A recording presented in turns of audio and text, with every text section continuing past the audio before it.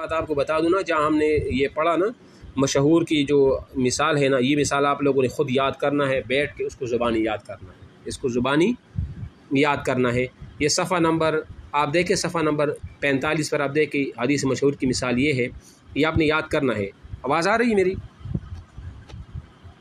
اچھا، یہ حدیث کہ حدیث ان اللہ لا يقبض العلم انتزاعا ينتزعه من العباد ولكن يقبض العلم بقبض العلماء الى آخری، آخر حدیث تک۔ یہ آپ لوگوں نے زبانی یاد کرنا ہے۔ ہو سکتا ہے وہ آپ سے پوچھے کہ کسی مشہور حدیث کی کوئی ایک، تو آپ متواتر حدیث ایک یاد کر لیں، ایک مشہور حدیث بھی یاد کر لیں، اور پھر صحیح ذاتی، صحیح غیرہی، یہ بھی آپ لوگوں نے یاد کرنی ہے، ایک ایک حدیث، ٹھیک ہے نا۔ ہاں اچھا جی، اس کے بعد صفحہ 47 پر دیکھیں المستفید، تو یہ بھی میں نے آپ جی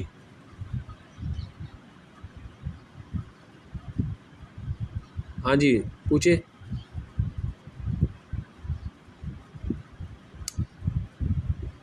اچھا ٹھیک ہے، پھر اس کے بعد نیچے آ جائیں، اور یہاں پر میں آپ کو جو اہم ہے نا وہ بتا دیں۔ المطلب العزیز، عزیز کو بھی ہم نے پڑھ لیا۔ یہ جو عزیز ہے نا، عزیز کی تعریف ہے نا، عزیز کی تعریف میں جو مثال ہے نا، جس کو کم از کم 2 راوی وہ روایت کرے، تو اس کی جو مثال ہے عزیز کی، وہ صفحہ نمبر 52 پر آپ دیکھیں، صفحہ نمبر 52 پر، جس کو ما رواہ الشیخان، وہ یہ حدیث ہے کہ ان رسول اللہ صلی اللہ علیہ وسلم قال لا یؤمن احدکم حتی اکون احب الیہ من والدی وولدی والناس اجمعین۔ یہ والی جو حدیث ہے نا، یہ خبر عزیز کی وہ مثال ہے۔ میری آواز آ رہی ہے آپ کو؟ اچھا، یہ مثال ہوگی اس کی، یہ بھی آپ خود یاد کر لیں۔ آپ صفحہ نمبر 54 پر جو غریب کی میں نے تعریف ہے آپ کو بتا دی، لیکن غریب کی تعریف اور اس کی جو مثالیں ہیں نا، فرد مطلق، فرد نسبی، یہ بھی میں نے بتا دیا، ریکارڈنگ میں بھی آ گیا ہے۔ اور اس کی مثال انما الاعمال بالنیات ہے، انما الاعمال بالنیات ہے۔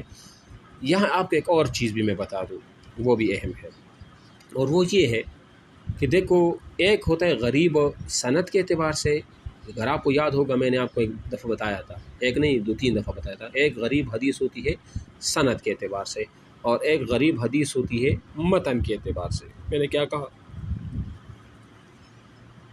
ایک سند کے اعتبار سے اور ایک متن کے اعتبار سے۔ دیکھو، حدیث سند کے بعد سے غریب اسے کہا جاتا ہے نا، غریب جس کو روایت کرنے والے صحابی اگر ایک ہو تو وہ غریب ہے، لیکن سند کے اعتبار سے ہے۔ کون سی اعتبار سے ہے؟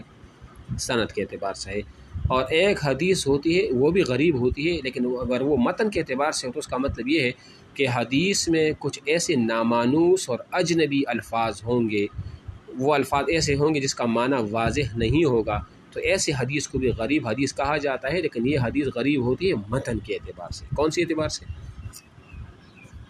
متن کے اعتبار سے۔ یہ آپ نوٹ بھی کر لیں، ٹھیک ہے نا، یہ اہم پوائنٹس ہے۔ یہ یہاں کتاب میں تو ایسے صاف الفاظ میں لکھا نہیں ہے، لیکن میں نے آپ کو ان کا خلاصہ جو ہے نا وہ بتا دیا، ٹھیک ہے۔ اچھا جی، اب نیچے آج خبر غریب وہ بھی ہو گیا، نیچے بحث کون سی ہے؟ ہاں جی، صفحہ نمبر 60 پر آ جائے تقسیم الخبر الاحاد بالنسبت الی قوتہ و ضعفہ۔ اب آ جاتے ہیں کہ خبر واحد قوت اور ضعف کے اعتبار سے اس کی وہ اقسام جو ہے نا وہ آپ کو وہ بتا رہے ہیں، قوت اور ضعف، یعنی کبھی کبھی ایک خبر واحد ہوگا وہ قوی ہوگا، مضبوط ہوگا، کبھی وہ ضعیف ہوگا، کمزور ہوگا، تو اس اعتبار سے بھی اس کی جو ہے نا وہ قسمیں ہیں۔ تو یہ آپ آ جائے صفحہ نمبر 62 پر، 62 صفحہ کھول لیں، صفحہ کھول لیں، کھول لیا۔ اچھا جی، اب میں آپ کو اس کا خلاصہ جو ہے نا وہ آپ کو وہ بتا دیتا ہوں۔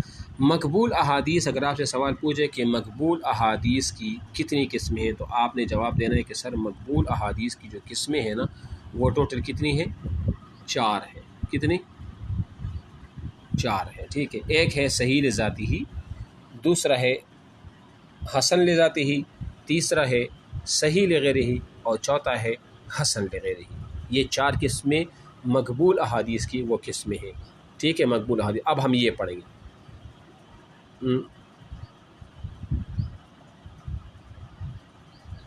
تو 4 ہے نا، ٹوٹلی 4 ہی ہے نا، ٹوٹل 4 ہے۔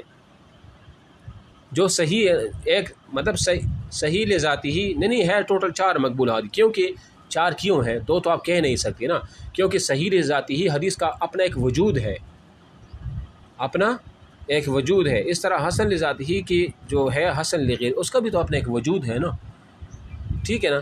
تو جب اپنا ایک وجود رکھتا ہے تو پھر وہ کیا ہوگا؟ وہ 4 وہ حدیث ٹھیک ہے یہ ہو گیا۔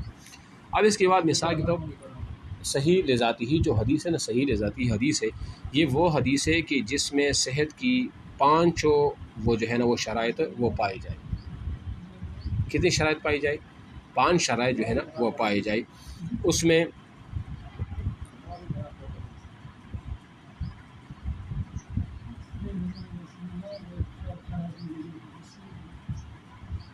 کتنی شرائط ہیں؟ 5 شرائط ہیں۔ اس میں ایک ہوتا ہے اتصال سند ہے، اتصال سند مطلب سند جو ہے نا وہ متصل ہوگا۔ دوسرا جو ہے وہ ہے عدالت ہے۔ تیسرا جو ہے کامل الضبط ہے، یعنی کامل الضبط ہے۔ اور چوتھا جو ہے وہ شذوذ کا نہ ہونا ہے، اور جو پانچواں ہے وہ ہے علل کا نہ ہونا۔ یعنی صحیح ذاتی ہی حدیث کے اندر 5 شرائط ہوں گی، اس میں 3 کا ہونا ضروری ہے اور 2 کا نہ ہونا ضروری ہے۔ یعنی اتصال سند کا مطلب یہ ہے کہ اس کی سند اول سے لے کر آخر تک وہ متصل ہوگی، اول سے لے کر آخر تک کیا ہوگی؟ وہ متصل ہوگی، یعنی اس میں درمیان میں سے کوئی راوی نہیں گرا ہوا ہوگا، ٹھیک ہے نا۔ اور یہ تو اتصال سند کی بات ہو گئی۔ اس کے بعد جو ہے وہ ہے عدالت ہوگی۔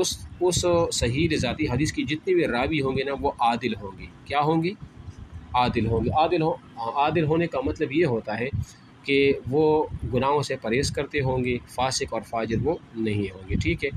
اور تیسری شرط وہ یہ ہے کہ وہ کامل الضبط ہوں گے۔ کامل الضبط ہونے کا مقصد یہ ہوتا ہے کہ ان کا جو حافظہ ہوگا وہ مضبوط ہوگا۔ وہ حافظہ کیا ہوگا؟ وہ مضبوط ہوگا، ٹھیک ہے۔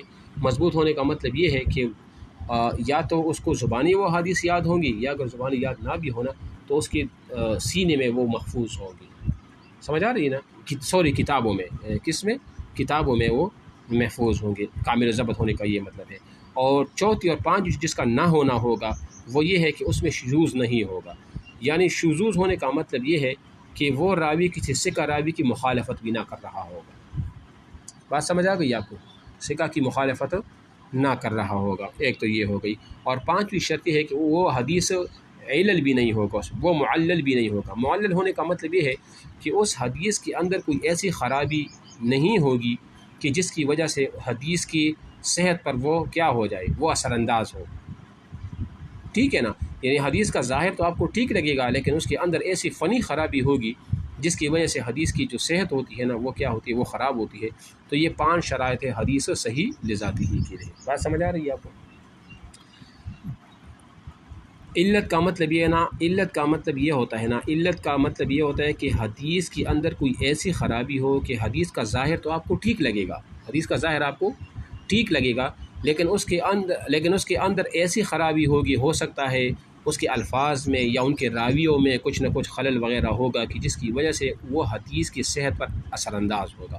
مثال میں آپ کو ایک بات بتا دوں نا، ایک بندہ ہونا وہ کہتا ہے کہ میری طبیعت ٹھیک نہیں ہے، اور آپ جب اس کو دیکھو گے آپ کی تو طبیعت مجھے ٹھیک لگ رہی ہے، آپ کا مطلب آپ کا ہاں ٹھیک ہے، آپ تندرست بھی ہیں، آپ کا کلر بھی ٹھیک ہے، کوئی ایسی خرابی تو نہیں ہے۔ لیکن جب آپ اس ڈاکٹر کے پاس لے جائیں گے نا، وہاں لیبارٹری میں اس کا چیک اپ ہوگا تو اس کی بیماری واضح ہو جائے گی۔ تو دیکھو دیکھنے میں تو آپ کو ٹھیک لگ رہا تھا، لیکن اس کے اندر کیا تھا؟ بیماری تھی اس کے اندر۔ تو اس طرح حدیث بھی کبھی کبھی ظاہر تو ٹھیک لگ رہا ہوتا ہے ظاہر میں، لیکن اس کے اندر جو ہے نہ کچھ گڑبڑ ہوتا ہے۔ جو اصول حدیث کی ماہر علماء اس کو جانتے ہیں نا، تو اس کو کیا کہا جاتا ہے؟ اس کو وہ معلل حدیث کہا جاتا ہے، ٹھیک ہے نا۔ کون سی حدیث ہے؟ معلل حدیث اس کو وہ کہا جاتا ہے۔ یہ بات یہاں ہو گئی۔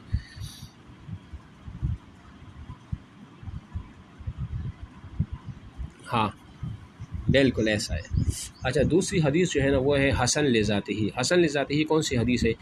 کہ حسن لذاتی ہی وہ حدیث ہوتی ہے۔ اچھا یہ بھی ذہن میں رکھ لیں کہ صحیح لذاتی ہی ہے، صحیح لغیر حسن، یہ ساری خبر واحد کی قسم ہے، یہ بات ذہن میں رکھ لیں، ٹھیک ہے نا۔